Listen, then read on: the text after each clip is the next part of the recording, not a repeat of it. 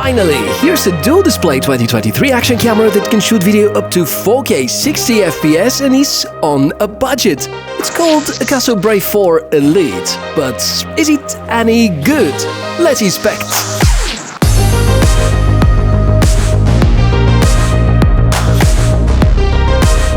Hey everybody!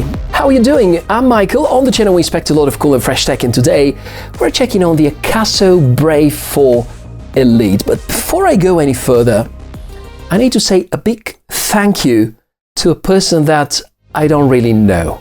Because if it wasn't for that person, this review was about to never happen. Because a few weeks ago, when I was traveling from Manchester to Liverpool in the train, apparently I've accidentally dropped the camera and lost it. And then looks like somebody found it and returned it to the Green Lane station, the lost and found boot, and I was happily collecting the camera back from there. And thanks to this person, there's a review, some footage from Manchester where applicable, and of course some footage from some shiny days, because back in the UK it was raining kind of all the time. So when Akaso announced that they're releasing the Brave 4 Elite, at first I was super excited, but then I recalled what happened with the Akaso Brave 8, which was having fantastic specs on paper, but then performance was rather disappointing. So I really hope this camera is going to have very different destiny, and it's time to find out everything meaningful, the pros and the cons of the Akaso Brave 4 Elite. Having a sub $200 action camera is quite an event in 2023 because most new releases come at steeper pricing, and Akaso are teasing the dual display setup and the brand new housing. It's twice cheaper than a current GoPro, but not that more affordable than Insta360 ONE RS with a boosted 4K lens or the DJI Osmo Action 3. And I've recently seen the DJI Action 2 discounted around that price, so strong competitors. Unboxing has been fun and rather pleasing. Hey, older GoPro Hero units used to have such kind of a box, do you remember? Sadly, my woos started right after the initial impressions.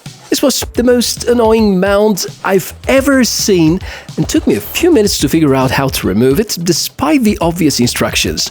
But let's assume that it's me who is the clunky one. Now, that feeling of cheaply made plastic surrounding the camera, and since I had no idea about the specs up front, I was quite shocked to notice that there's no way to open any door. Some pins on the side, few control buttons, at least some similarities to other models. If you want a lot of accessories, you're gonna certainly enjoy the content of this extra box. Although I often use action cameras, I find most of these to be rather useless. You may find some of them to be quite helpful, though. Looks like the whole unit is well sealed, and despite this fact, it is not quite waterproof without a case. Are there any other surprises? Let's see about the specs. A Samplers-made chipset, an outdated Sony image sensor, recording resolutions up to 4K 60 frames per second, electronic image stabilization, inbuilt vlogging LEDs, an inbuilt battery which can last for up to around an hour for recordings, support for wireless remote, Wi-Fi integration for a smartphone app, and rather lightweight construction. These are the specs, and some of them do not sound quite convincing. Not that 4K 60p doesn't sound great, quite the opposite, but it's the fact that 4K 60 frames per second here is most likely interpolated, which means it's actually recording done at 1080p or 2.7K and then just marked as 4K. It's like you have a video in full HD, then you export it into 4K resolution and you claim it's 4K. Well, it's not. It's recorded at something which is less than that. And I really hate when vendors are trying to trick you into something that the hardware doesn't really deliver. The other thing which is quite weird about this camera is that the housing is sealed, and the main thing from that is that the battery is non-removable, which, okay, might be positive for some people, but if it degrades over time, you cannot replace it. That's quite a disadvantage, and if the camera overheats a few times, this is definitely going to hit the overall battery performance in the long run. The other thing which is irritating, storage is also inbuilt, and you cannot eject the microSD card and simply copy the files over high-speed transfer. It's not possible. But probably the biggest concern out of all is this. It's the only connectivity and charging way of the Akaso Brave 4 Elite. And guess what? You're just losing this cable away from turning the Brave 4 Elite into a complete brick. Let's go and study the menus now. Does this menu layout look familiar? Well, if you've ever used a GoPro, Insta360 camera or a DJI camera, not really, but most budget action cams running a simplest chipset share this kind of user interface. It's fine, as long as you don't try to achieve anything close to professional settings.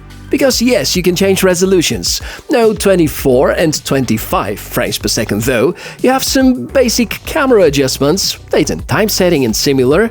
Yes, you can also enable image stabilization, not working together with the distortion correction feature though. Yes, you can record slow motion, but it looks like shit when you watch it side by side with a decent action camera. No advanced exposure controls, no picture profiles or flat color modes. It's just like getting CCTV camera and using the footage for creative purposes. Or at least trying to. A sad fact, this new 2023 Akaso is not any better than the good old V50X released a few years ago and beating in terms of image quality even with this terribly scuffed lens. So this is why I'm not at all impressed with the image quality presented here, but while you're watching and assessing this footage, a big shout out to the sponsor of today's video, Blue who wanna bring your attention to the Model 202. It's a handheld cordless vacuum cleaner with a super powerful motor, up to 45 minutes operation time, and even LED headlights for the moments when it's really dark. I thought it is a good opportunity to show you the vacuum and some quite creative ways of attaching an action camera, like this Akaso model. As you can notice, especially from the slow motion footage, the quality gap to the market leaders is quite severe. As for the vacuum cleaner, you should check more of the details. The link to do that is waiting for you in the video description area, and you're going to get to know about the powerful 120,000 RPM motor and the advanced filtration based on HEPA H11 filter, metal mesh filter and cyclone forming collection approach. Microphone test, outdoors, on a windy day, and I really like this reference display. Perhaps this is among the best implementations of the Brave 4 Elite. And by the way, I already know that the microphone quality is rather good because I watched the video by Andre on the Work It or Not channel, and also on the Red Skull channel where Alex also has reviewed the very same camera. If you want to see more footage, head over to their reviews.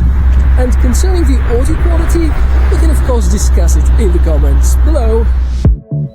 It doesn't matter 4K or 1080p, footage is distorted, weirdly oversaturated, sometimes grainy. Perhaps the only not too shockingly different to the big brand's use case is filming in low-light environments, which is by nature something that action cameras are not good at and not intended to do mostly. Image stabilization is also not on par. Its electronic image stabilization relies on shutter speed, and the darker it is, the more notable would the high ISO is going to be, and this is going to add a lot more noise than what you hoped for. You can use the camera to record fun outdoor activities like bike riding, but it's simply not going to look as cool as the footage your idols are posting on Facebook or YouTube, because GoPro, DJI Osmo Action and Insta360 series are in a different league. In terms of user experience and connectivity, there are some good news though. Attaching the cable unlocks a few modes, including file transfer and web camera mode, also some notable improvements of the smartphone app, and you can transfer your files, only 2.4G wireless though, so just above 2 MB per second, and some ways to configure the camera. To me, the fact it didn't crash is a strong enough reason to say some good words about it, in spite of the disappointments around the image quality, the fake 4K 60 FPS, and the lack of eye-pleasing cinematic modes. To the drawbacks: non-removable battery, the unreliable cable solution, the non-removable storage, the mediocre image quality, no external microphone support, and I better say no more because you can see the list and I'm sure that there are even more improvement ideas to add. Bottom line, and instead of sharing my opinion first, I'll ask you to very carefully watch the next few seconds where we have side-by-side footage recorded with Akaso V50X and Akaso Brave 4 Elite. The difference in terms of image quality is very obvious. I just need to remind you about something that André from the Worth It or Not channel has recently discovered, that the new revisions of V50X have nothing to do with the original Akaso V50X, at least not in terms of image quality, because they use different internals and that produces a lot worse video recordings. And unfortunately, that's the state of budget action cameras these days. Now, concerning the Brave 4 Elite, the launch price is around $180. My personal opinion, it's totally not worth the money. For such a budget, you can buy DJI Osmo Action 1 or 2 discounted, or one of the older generations of GoPro. Even new ones are sometimes discounted down to around $200.